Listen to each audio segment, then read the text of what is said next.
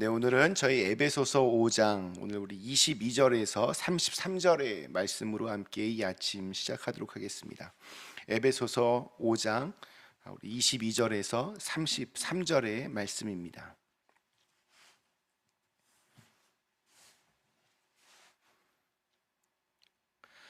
아내들이여 자기 남편에게 복종하기를 주께 하듯 하라. 이는 남편이 아내의 머리됨이 그리스도께서 교회의 머리됨과 같음이니 그가 바로 몸의 구주시라. 그러므로 교회가 그리스도에게 하듯 아내들도 범사에 자기 남편에게 복종할지니라. 남편들아 아내 사랑하기를 그리스도께서 교회를 사랑하시고 그 교회를 위하여 자신을 주심같이 하라. 이는 곧 물로 씻어 말씀으로 깨끗하게 하사 거룩하게 하시고 자기 앞에 영광스러운 교회로 세우사 티나 주름 잡힌 것이나 이런 것들이 없이 거룩하고 흠이 없게 하려 하심이라. 이와 같이 남편들도 자기 아내 사랑하기를 자기 자신과 같이 할지니 자기 아내를 사랑하는 자는 자기를 사랑하는 것이라. 누구든지 언제나 자기 육체를 미워하지 않고 오직 양육하여 보호하기를 그리스도께서 교회에게 함과 같이 하나니 우리는 그 몸의 지체임이라. 그러므로 사람이 부모를 떠나 그의 아내와 합하여 그 둘이 한 육체가 될지니 이 비밀이 크도다. 나는 그리스도와 교회에 대하여 말하노라. 그러나 너희도 각각 자기의 아내 사랑하기를 자신과 같이 하고 아내도 자기 남편을 존경하라. 아멘. 네, 오늘 우리 읽은 말씀 에베소서 5장 우리 22절에서 24절에 있는 말씀들은 남편들이 굉장히 좋아하는 성경 구절입니다. 아내들이여 자기 남편에게 복종하기를 주께 하듯 하라. 이는 남편이 아내의 머리됨이 그리스도께서 교회의 머리됨과 같음이니 그가 바로 몸의 구주시니라. 그러므로 교회가 그리스도에게 하듯 아내들도 범사에 자기 남편에게 복종할지니라. 특별히 남자들은 복종이라고 하는 단어와 범사에라고 하는 단어에 열광합니다. 점점 이렇게 가정에서 이렇게 아내 또 엄마의 위치가 점점 더 이렇게 올라가고 남편의 자리, 아버지의 자리가 이렇게 위축되어 가는 이런 시대적인 분위기 속에서 이런 말씀에서 큰 위로와 소망을 얻습니다. 범사의 남편에게 복종하라. 이 말씀에 그동안 이렇게 눌렸던 남편의 어깨가 이렇게 펴지고 이렇게 위상이 회복되는 것만 같습니다. 남편의 권위, 가장의 권위를 이렇게 세워주는 듯한 이 말씀으로 인해서 하나님이 정말 이렇게 남편들의 편인 것 같다는 생각을 합니다. 그러나 곧바로 또 아내들의 반론이 제기됩니다. 우리 25절 말씀에 근거합니다. 남편들아 아내 사랑하기를 그리스도께서 교회를 사랑하시고 그 교회를 위하여 자신을 주심 같이 하라. 예수님이 교회를 위하여 자신을 내어 주심 같이 남편이 아내를 그렇게 희생적으로 먼저 사랑한다면 그러면 너무나 당연하게도 우리도 남편에게 자발적으로 이렇게 복종하지 않겠는가? 그런 남편을 존경하지 않겠는가? 그러니까 받으려고만 하지 말고 아내가 남편에게 이렇게 순종하고 또 존경할 수 있도록 먼저 좀 아내를 사랑해주고 헌신의 본을 좀 보여달라.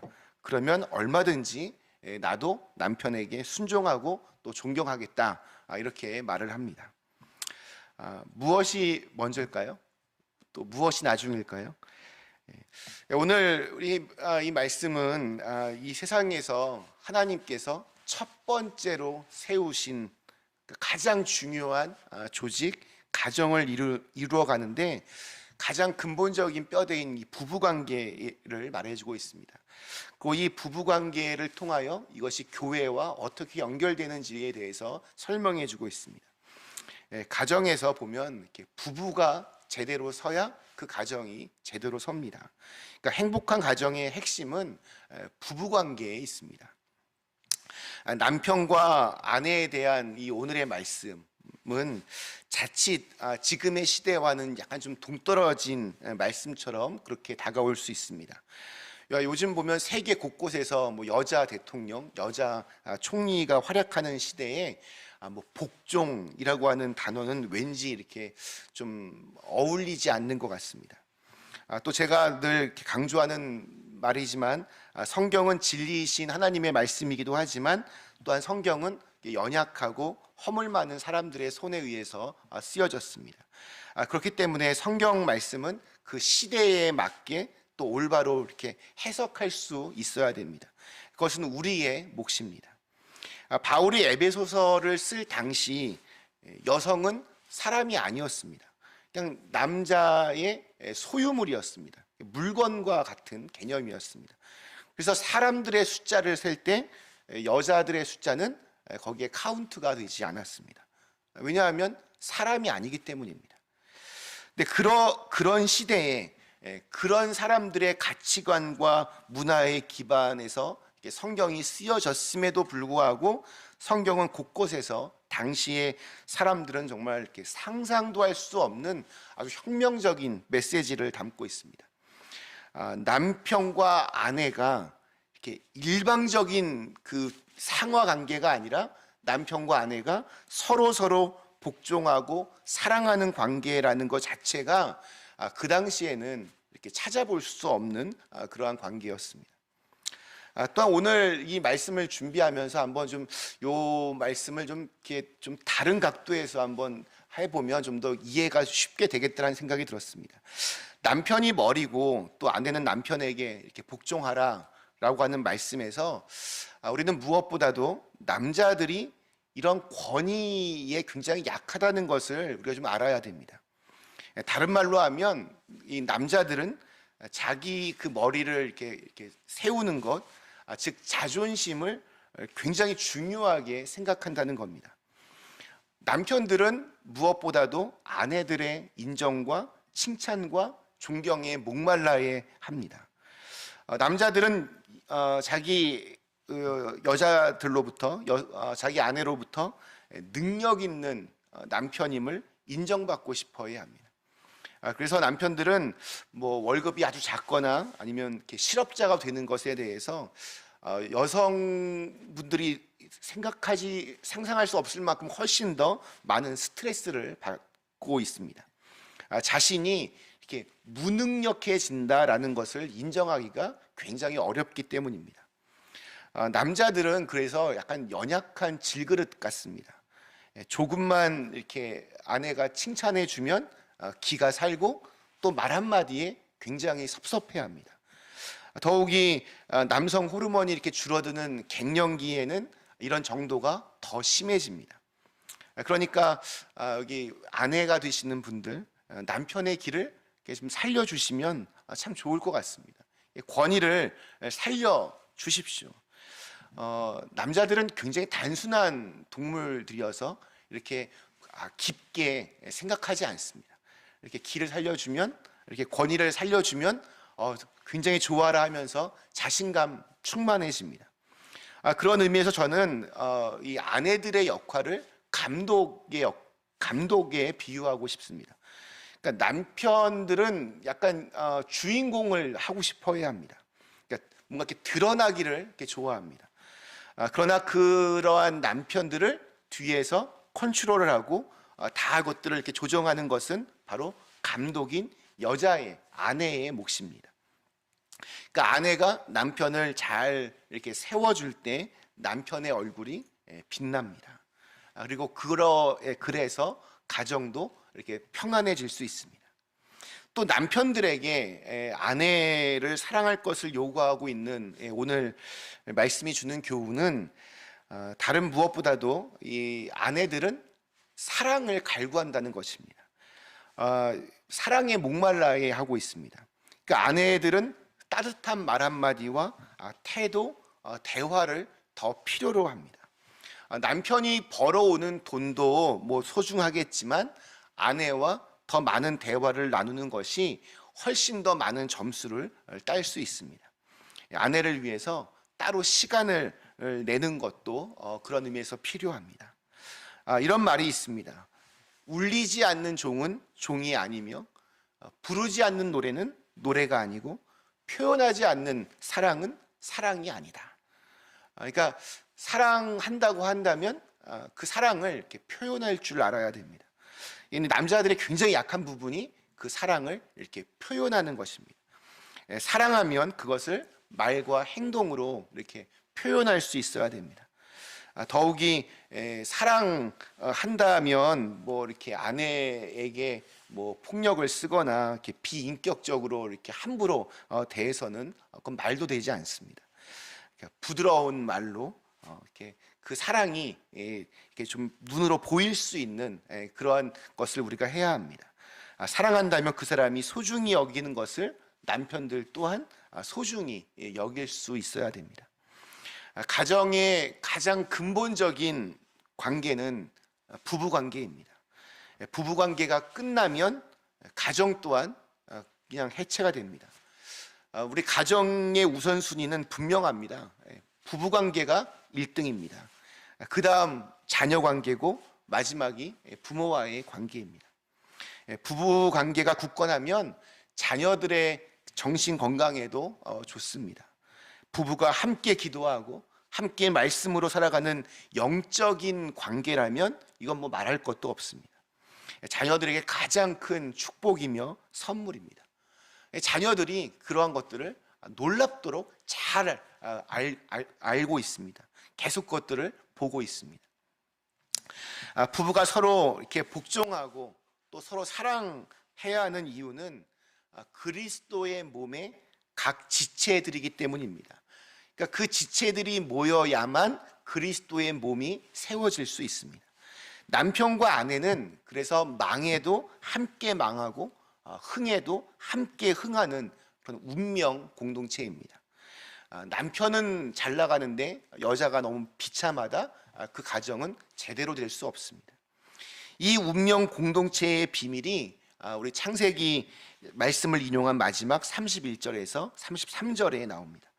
그러므로 사람이 부모를 떠나 그의 아내와 합하여 그 둘이 한 육체가 될지니 이 비밀이 크도다. 나는 그리스도와 교회에 대하여 말하노라. 그러나 너희도 각각 자기의 아내 사랑하기를 자신같이 하고 아내도 자기 남편을 존경하라. 바울은 창세기 2장 24절의 말씀을 인용해서 하나님이 세우신 결혼의 그 본래의 의미를 말합니다. 바울이 말한 이 비밀이 크도다. 이게 무슨 의미겠습니까? 남편과 아내, 결혼하기 전에는 전혀 상관없는 사람들입니다. 그러나 결혼을 통하여서 둘이 한 몸이 됩니다. 여러분, 산술적으로 1 더하기 1은 2가 되어야 되는데 1이 됩니다. 1 더하기 1이 결혼을 하게 되면 1이 됩니다. 성경은 부부가 합하여 한 육체가 된다라고 합니다. 여기서 말하는 이 육체라고 하는 것은 단순히 어떤 그 물리적인 연합만이 아니라 정신적인 또한 영적인 연합을 의미합니다. 이 연합은 그리스도와 예수 그리스도와 또 교회의 연합과 같습니다. 이것을 지식으로 또 머리로 깨달을 수 없는 신비로운 것이기 때문에 바울은 이 비밀이 크도다라고 말하고 있습니다. 주님의 핏값으로 교회가 세워졌습니다. 교회는 건물도 아니고 또 모였다가 흩어지는 집단도 아닙니다. 서로 사랑하는 주님의 몸들입니다. 지체들입니다. 주님을 섬기는 그 지체들과 사랑하기 때문에 목숨까지도 바치신 주님의 은혜가 만나서 아름답게 그 사랑이 흘러넘치는 곳, 그곳이 바로 교회입니다. 그리고 이것이 가정에서 부부의 관계와 똑같은 겁니다. 그러니까 가정과 교회 둘 다 사랑과 희생으로 이루어진 공동체입니다. 그러니까 사랑과 희생이 없다면 무너질 수밖에 없는 공동체입니다. 하나님은 똑같은 이러한 구조 속에서 가정과 교회를 세우셨습니다. 그렇기 때문에 여러분, 가정은 작은 교회이고 또한 교회는 큰 가정입니다. 크도다 이 비밀이요. 우리 남편과 아내가 성령으로 충만하여서 서로 손을 잡고 가정에서 나의 힘이 되신 여호와여, 내가 주님을 사랑합니다, 이렇게 고백하면서 작은 교회를 이루어갈 수 있다면 이건 정말 큰 축복이 아닐까 생각이 듭니다. 서로 온전한 사랑으로 서로의 얼굴을 이렇게 빛나게 해줄 수 있기를 간절히 기원합니다. 그래서 정말 건강한 가정, 행복한 가정, 또 그것이 더 확대가 되어서 건강한 교회, 행복한 교회가 될 수 있게 되기를 주님의 이름으로 간절히 축원합니다. 잠시 함께 기도하시겠습니다. 좋으신 하나님, 오늘날 정말 너무나 많은 가정들이 위기를 겪습니다. 그 가정의 위기가 이 사회의, 이 세상의 위기로 그렇게 다가옵니다. 하나님, 저희의 가정을 굳건하게 지켜주시되 무엇보다도 우리 부부 간의 관계가 정말 서로 사랑과 희생으로, 섬김과 복종으로 함께 같이 어우러진 신비의 그런 관계가 되게 하여 주시옵소서. 그래서 가정이 평안해지고 그 가정을 통하여 하나님의 살아계심을 드러낼 수 있게 하여 주옵시고, 엄마 아빠의 서로 사랑하는 모습, 서로 섬기고 복종하는 모습들을 통해서 우리의 자녀들도 그것을 보고 그런 아름다운 가정들을 또 후대에 세워나갈 수 있도록 도와주시고, 또한 그러한 사랑들을 마음껏 받으며 살아갈 수 있도록 인도하여 주시옵소서. 이런 작은 교회인 가정이 확대가 되면 교회가 됩니다. 우리 교회가 이렇게 작은 한 가정으로서의 그런 끈끈함과 서로에 대한 사랑과 또 존경과 존중이 있는 그런 교회가 되게 하여 주시옵소서. 그래서 이 냉정하고 차갑고 또 자기만 아는 이 이기적인 사회 속에서 우리 가정과 우리 교회가 주님의 따뜻한 사랑을 늘 간직하며 그것들을 흘러넘치게 할 수 있는 그런 곳이 되게 하여 주시옵소서. 예수님의 이름으로 간절히 기도드리옵나이다. 아멘.